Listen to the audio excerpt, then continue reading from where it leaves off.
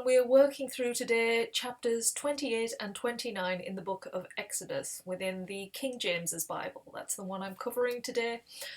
So we'll get started because they're quite big chapters, but I am going to give a brief overview. So we're starting today with Exodus 28, which is all about the priests and their garments.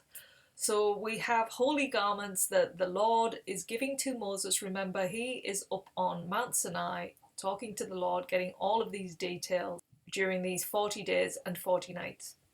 So let's see what he says about these priest garments. So he says, "Have Aaron, your brother, brought to you from among the Israelites, along with his sons Nabadad and Bihu, Eziah and Ithma." Excuse again my pronunciations. "So they may serve me as priests." So he wants Aaron and his family to be the priests. He's laying them down.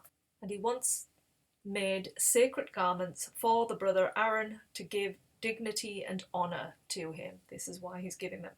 So he wants Moses to tell all the skilled workers, so all those are good at making fabrics and things like that, to whom I have given wisdom, it says, in such matters, that they are to make garments for Aaron, for his consecration, which means to declare holy, so he may serve me as priest.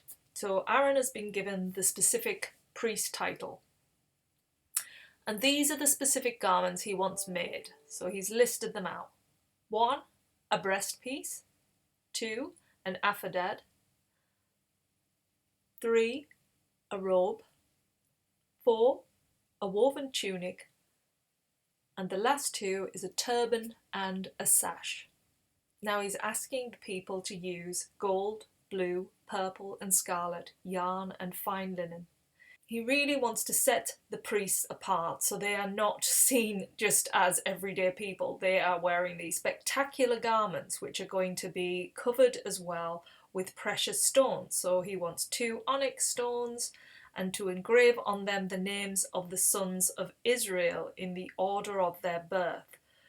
So 6 names on one stone and 6 names on the other, put on the shoulders as memorials. So he's quite specific about that. 2 onyx stones, 6 names on each one, on each shoulder. Then the fashion breast piece, which will be on the front, is to be made with various precious stones, which I'll show you in a picture in a moment. So there's going to be 12 stones in total, and on each stone is going to be the names of the tribes. That's what he's putting on there. So I will just show you a quick picture of the stones that are going to be used. Those are the stones. I'll give you a minute to read them. We've got something like diamond, we've got emerald, so many different ones as you can see there. Now the other part of this breast piece, they talk about an Urim and a Thummim. Now nobody actually knows what these are, but it says in the breast piece these must be worn over Aaron's heart, bears the means of making decisions for the Israelites over his heart before the Lord. Now no one really knows what these are, the Urim and Thummim.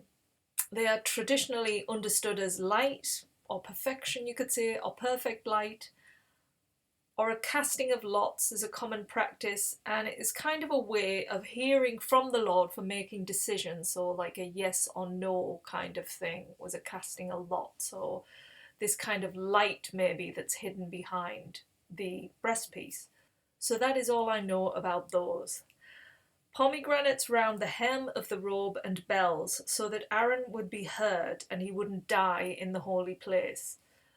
This is just so they are aware he's in there. It must be, you know, when he's in this place, there's got to be some kind of ringing so that he's sort of entering and they know he's coming into this holy altar, because he and the priests are the only ones to go into the tent area of the tabernacle. Nobody else can go in there except the holy priests. And they're wearing these garments as like a protection, because if they don't wear them, they will die. That's what it says, you know, they have to wear these so they won't die if they're wearing these garments.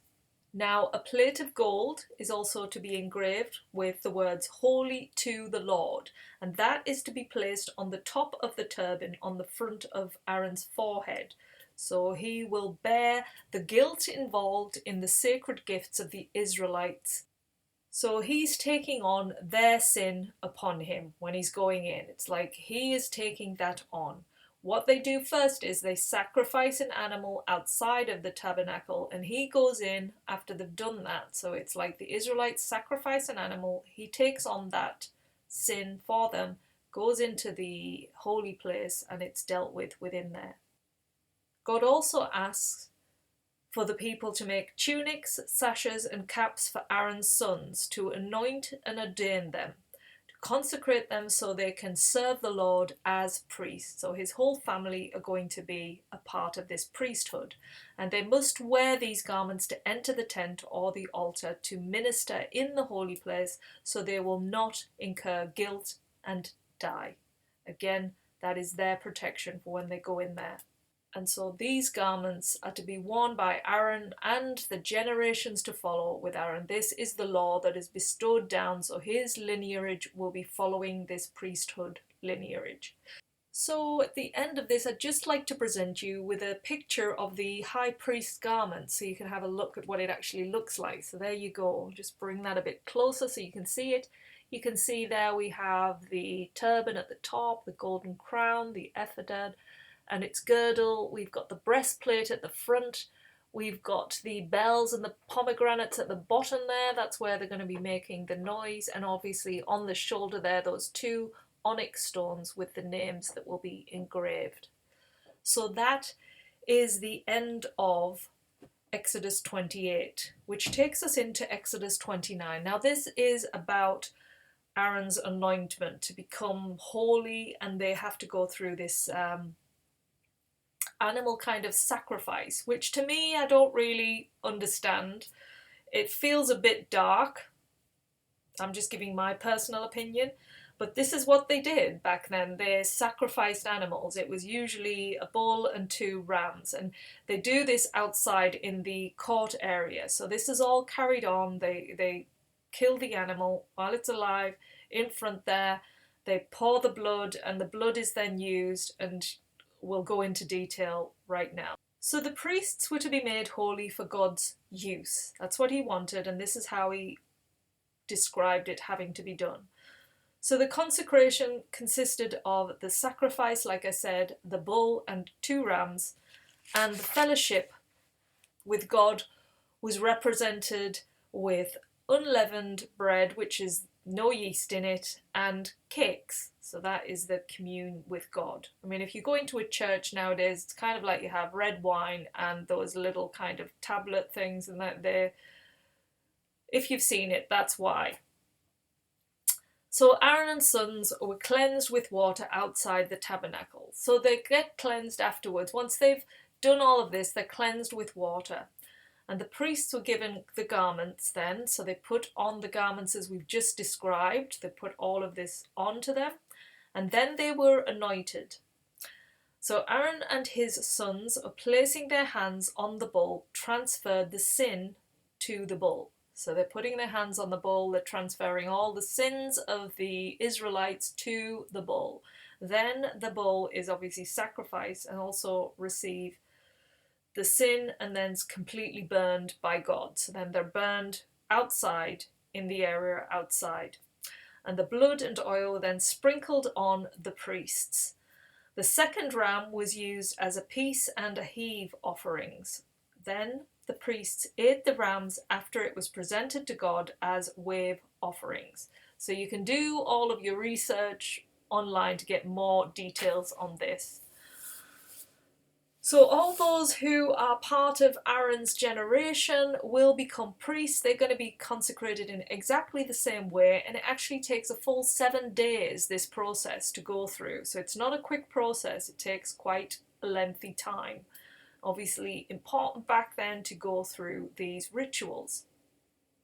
And Israel, they continued with these daily sacrifices. God wanted to meet with his children, and God consecrated the tabernacle. So he consecrates that, making it holy, and this is how they transfer their sins, given to the priest. They go inside and then it's released. So this is why this is all set up. They're taking it with them. It's going to be that holy place to commune with God and to release their sins. So that's it really. Those are the 2 chapters, what they're going to be wearing and how they're going to become holy and remove sins. So hope this was helpful for you, and we'll be back again tomorrow with more chapters from Exodus. Thank you for being here. Take care. Bye.